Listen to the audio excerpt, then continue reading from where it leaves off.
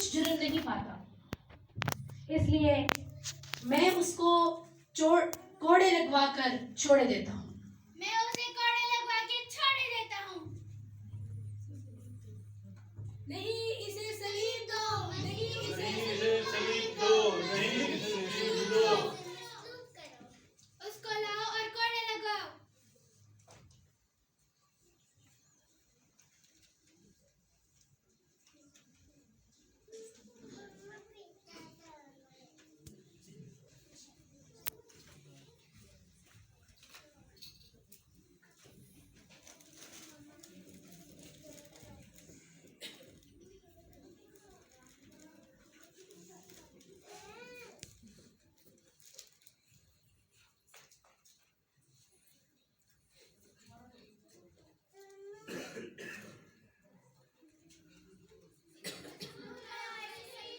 चलो जल्दी चलो।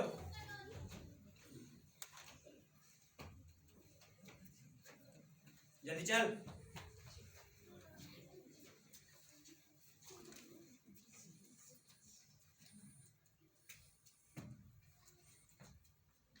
बैठ यहाँ।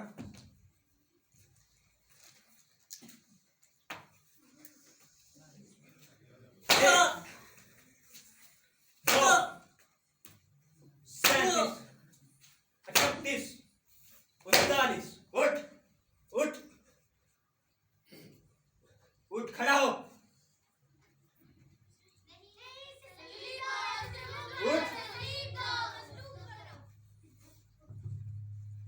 चल।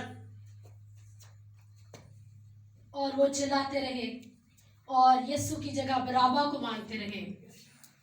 और पिलातुस जिद होकर, परेशान होकर उसने यीशु के मसलूब होने के परवाने जारी कर दिए।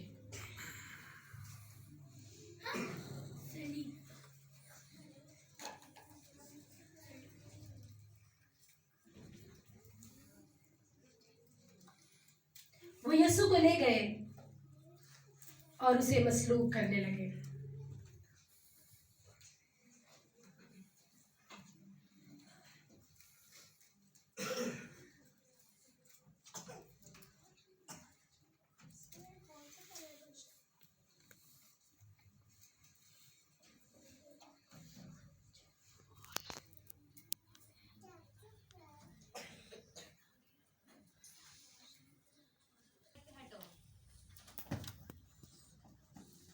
चलो जल्दी।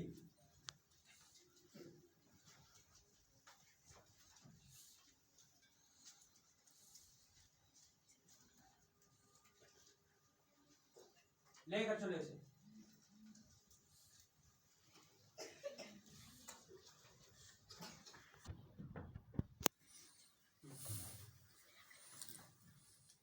बैठ यहाँ।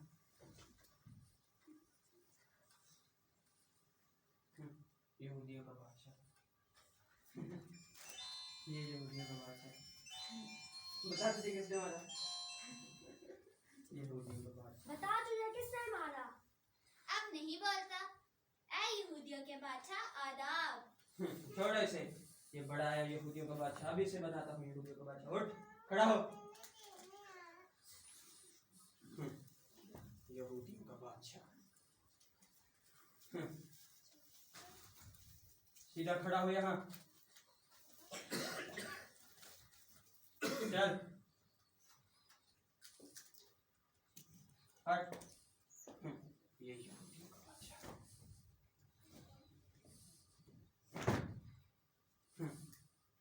सीधा हो। चलो इसे सलीब दे। इसे सलीब दो। चल। चल ऊपर चढ़। और यहूदियों के बादशाह का कत्मा दो मुझे, मैं लगाऊं। सिपाही जल्दी करो।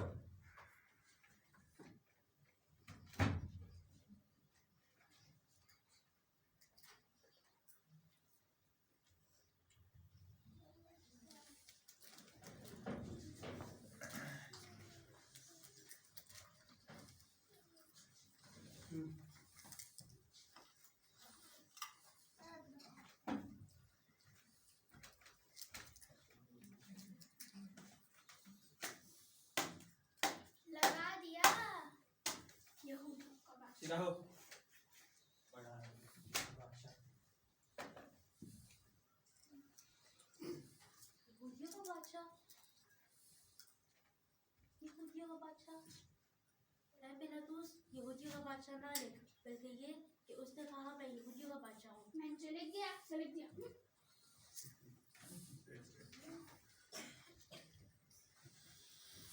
इसे ना मारो, चलो ये सीधा कील मेरा लगाओ इसे। बेटा है, इसका कोई कसूर नहीं, ये मेरा बेटा ये है, कौन है? हटो। यीशु मेरा बेटा, यीशु हट पीछे। मेरा बेटा, छोड़ दो मरियम, हटो। हौसला रखो।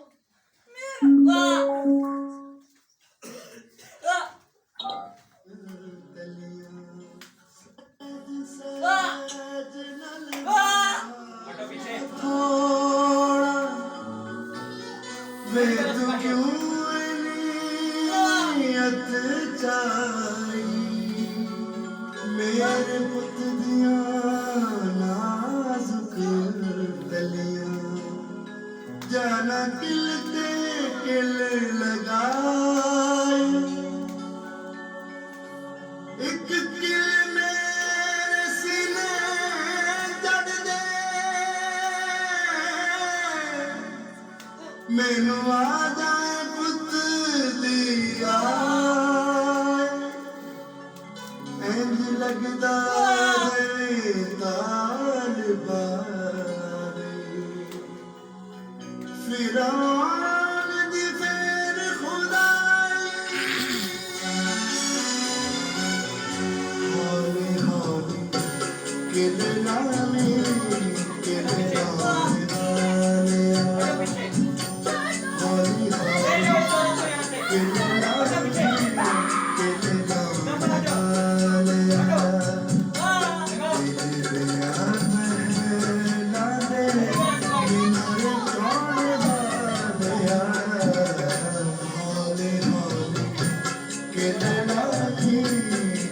लगाओ। ले जाओ इस औरत को यहाँ से। चलो। हट जाओ।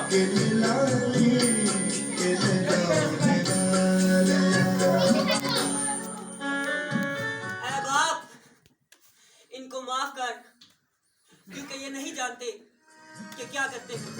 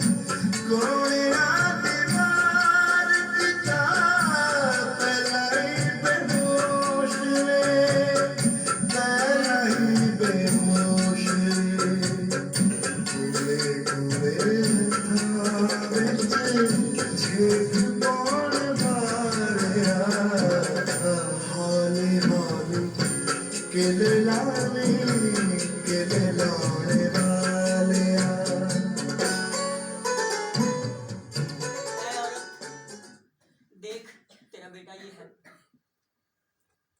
और देख तेरी माँ ये है।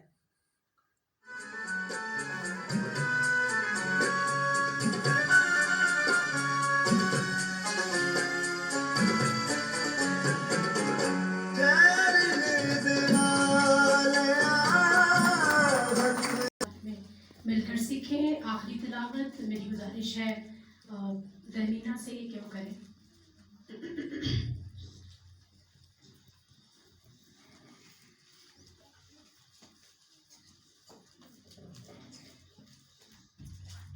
हम सब अपने कदमों पर खड़े होंगे। नया नामा में से हम पढ़ेंगे मरकज़ की इंजील उसका तीसरा बाब 31वीं आयत से 35वीं आयत तक। मरकज़ की इंजील उसका 3 बाब 31वें आयत से लेकर 35वें आयत तक।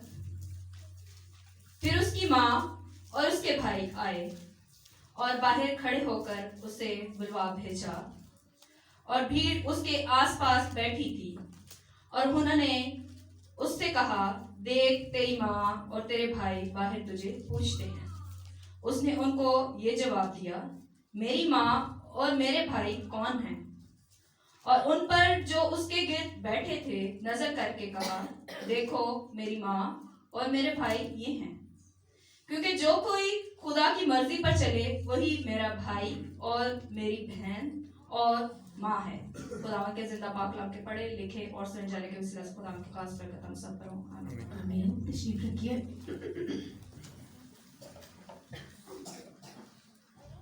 आइए हम अपनी आंखों को बंद करें और एक कोर्स गाएं। आप मेरे साथ मिलकर गा सकते हैं और उसके बाद हम मिलकर कलाम मुकद्दस में से सीखें। वो प्यारी सलीब दिखती है मुझे, वो प्यारी सलीब दिखती है मुझे, पहाड़ पर खड़ी के मसीह ने नदामत उठा मेरे लिए जान दी, वो प्यारी सलीब दिखती है मुझे।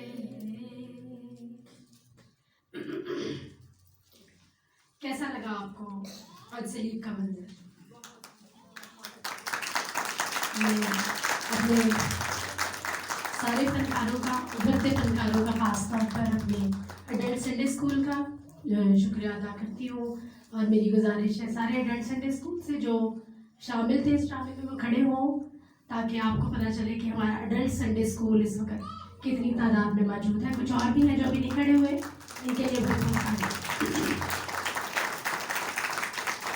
संडे स्कूल टीम के लिए खड़े मेहरबानी से बाजी और सोबल संडे की, एक्चुअली ये संडे एडल्ट संडे स्कूल और संडे स्कूल टीम की तरफ से था। बहुत बहुत शुक्रिया, थैंक यू, राम आपको बरकत दे। इसी तरह थोड़ा सा साथ हमारा यूथ ने भी दिया है, फारिस के लिए और रीना के लिए हम शुक्रगुजार हैं जिन्होंने हमारा साथ दिया। इसके अलावा ख़ास तौर पर ताहिरा जिन्होंने मेरी मदद की, रहनुमाई की, ताकि आपके लिए रिफ़्रेशमेंट का इंतज़ाम भी हो सके, और सोमन भाई का, वादी साहब का, जितने लोग रह गए हैं अगर मुझे याद नहीं उन सब का भी मैं शुक्रगुजार हूँ।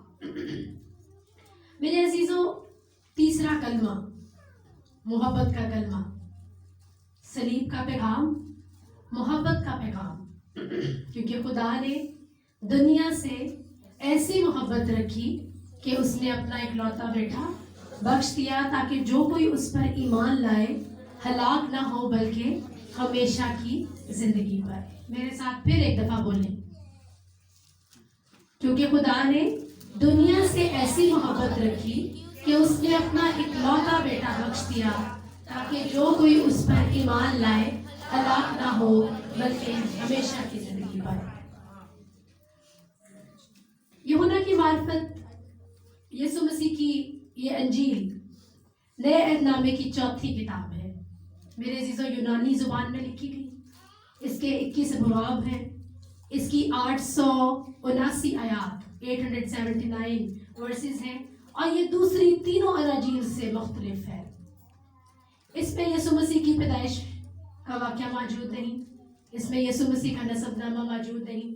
इसलिए ये यूहन्ना की अंजील एक इजाफी किताब है जो इल्म इलाही के बारे में बयान करती है, थियोलॉजी के बारे में बात करती है। वो बताती है कि खुदा यानी यीशु मसीह इब्ने खुदा है, इब्ने आदम है, मुजस्सम कलाम है, और वो मुजस्सम खुदा है। मेरे अजीज़ों, इस अंजील का एक बड़ा मज़मून कि खुदा लोगों को यीशु मसीह पर ईमान लाने के लिए बुलाता है ताकि वो हमेशा की ज़िंदगी पा सके। इस अंजील में दूसरी अनाजील में 35 मौजूद हैं, लेकिन इस अंजील में सिर्फ 8 का जिक्र है। और दूसरी अनाजील में तकरीबन 40 तमासील हैं और इसमें सिर्फ 3 तमसीलों का जिक्र है। मैं पहले भी बता चुकी हूँ, क्योंकि ये थियोलॉजी का जिक्र करती है, ये इल्म इलाही को बयान करती है, ये निजात को बयान करती है, ये हमेशा की ज़िंदगी को बयान करती है, ये निजात दहिंदा को बयान करती है। आमतौर पर यूहन्ना को मोहब्बत का रसूल कहा जाता है, लेकिन वो अपनी जवानी में तुंद मिजाज, गुस्सीला, बदतमीज़, बर्दाश्त ना करने वाला आदमी था। लेकिन यीशु मसीह की ज़िंदगी ने, यीशु मसीह की मोहब्बत ने उसको बदल डाला। और फिर ये हुई ही शागिर्द है जिसको खुदावंद बहुत ज़्यादा अजीज़ रखते थे। उम्र में सबसे छोटा था और उसने अपने खतूत में बहुत दफ़ा मोहब्बत का जिक्र किया और इस अंजील में 57 बार मोहब्बत का लफ्ज़ इस्तेमाल हुआ और 24 आयात मोहब्बत के बारे में उसने पेश की। क्योंकि मेरे अजीज़ों, ये वो अंजील है कि अगर आप पूरी बाइबल नहीं पढ़ सकते तो फिर क्या पढ़ें? यशायाह का सहीफ़ा पढ़ें, 66 अबवाब पढ़ें। और अगर आपके पास वक्त नहीं तो फिर आप कुरिन्थियों का खत पढ़ें। अगर आपके पास इतना भी वक्त नहीं तो फिर आप सिर्फ ये आयत पढ़ें कि खुदा ने दुनिया से ऐसी मोहब्बत रखी कि उसने अपना इकलौता बेटा बख्श दिया, ताकि जो कोई उस पर ईमान लाए हलाक ना हो बल्कि हमेशा की जिंदगी पाए।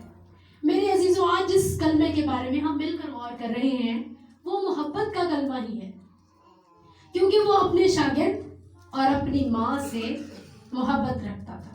लेकिन क्या ये कहना दुरुस्त है कि वो सिर्फ अपनी माँ और अपने शागिर्द ही से मोहब्बत रखता था? नहीं, बल्कि उसने दुनिया से ऐसी मोहब्बत रखी। मेरे अजीजों, यूहन्ना के पहले बाब में लिखा है, अगर आप यूहन्ना की अंजील का मुताला करें और मेरे साथ निकालें पहला बाब, उसकी 7वीं आयत से 11वीं आयत तक। यूहन्ना की अंजील उसका पहला बाब, उसकी 7वीं आयत से 11वीं आयत तक। इब्तिदा में एक कलाम था, 7वीं आयत से।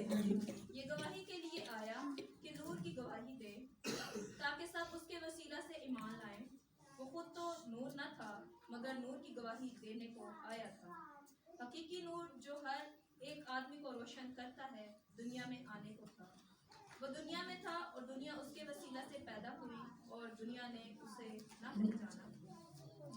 वो अपने घर आया और उसके अपनों ने उसे कबूल न किया। जी हाँ, यूहन्ना आया, और वो क्यों आया? ताकि नूर की गवाही दे सके, ताकि सब उसके वसीले से ईमान लाए। फिर वो कहता है कि जिस किसी ने उस नूर को कबूल किया उसने उन्हें खुदा के फर्जंद बनने का हक बख्शा। क्योंकि जितनों ने उसे कबूल किया, 12वीं आयत में लिखा है, उसने उन्हें खुदा के फर्जंद बनने का हक बख्शा। मेरे अजीजों, यूहन्ना की अंजील में खुदा बहुत सारे लोगों से हम कलाम होता है और यूहन्ना की अंजील में यीशु मसीह बहुत से लोगों से गुफ्तगू करते हैं। लेकिन मैं आपकी तवज्जो दिलाना चाहती हूँ कि खुदावंद खास तौर पर 4 लोगों से जिनसे उन्होंने गुफ्तगू की, वो गुफ्तगू क्या थी? क्योंकि यीशु ने कहा, इसके बाद अगर आप मेरे साथ निकालें लूका की अंजील, उसका 8वां बाब और उसकी 19वीं से 21वीं आयत, तो उसमें यूँ लिखा है कि फिर उसकी माँ और उसके भाई उसके पास आए, मगर भीड़ के सबब से उस तक पहुंच ना सके।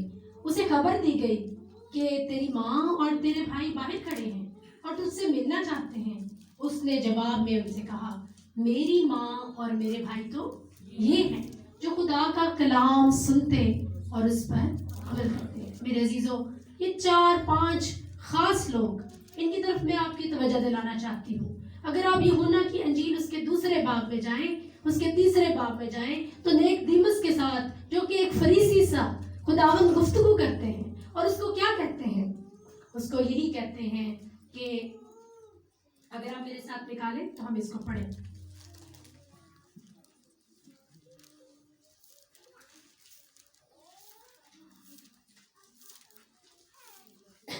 यूहन्ना की अंजील उसका 3 बाब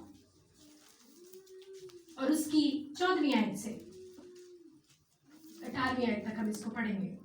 और जिस तरह मूसा ने सांप को बियाबान में ऊंचे पर चढ़ाया, उसी तरह जरूर है कि इब्ने आदम भी ऊंचे पर चढ़ाया जाए, ताकि जो कोई ईमान लाए उसमें हमेशा की जिंदगी पाए। क्योंकि खुदा ने दुनिया से ऐसी मोहब्बत रखी कि उसने अपना इकलौता बेटा बख्श दिया, ताकि जो कोई उस पर ईमान लाए हलाक ना हो बल्कि हमेशा की हो। क्योंकि खुदा ने बेटे को दुनिया में इसलिए नहीं भेजा कि दुनिया पर सजा का हुक्म करे, बल्कि इसलिए कि दुनिया उसके वसीले से निजात पाए। जो उस पर ईमान लाता है उस पर सजा का हुक्म नहीं होता, और जो उस पर ईमान नहीं लाता उस पर सजा का हुक्म हो चुका, इसलिए कि वो खुदा के इकलौते बेटे के नाम पर ईमान नहीं लाया। मेरे अजीजों, उसके बाद खुदावंद सामरी औरत से बात करते हैं।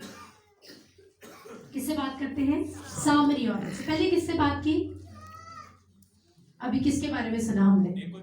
हाँ, सामरी, एक फरीसी था जिससे खुदावन ने गुफ्तगू की, और फिर सामरी औरत से, और उससे बातचीत करते हुए वो कहते हैं कि अगर तू जानती कि मैं कौन हूँ तो मैं तुझे कौन सा पानी देता? मैं तुझे जिंदगी का पानी देता। और फिर वो औरत जब लोगों को बुलाती है तो बहुत सारे लोग उस पर ईमान लाते हैं।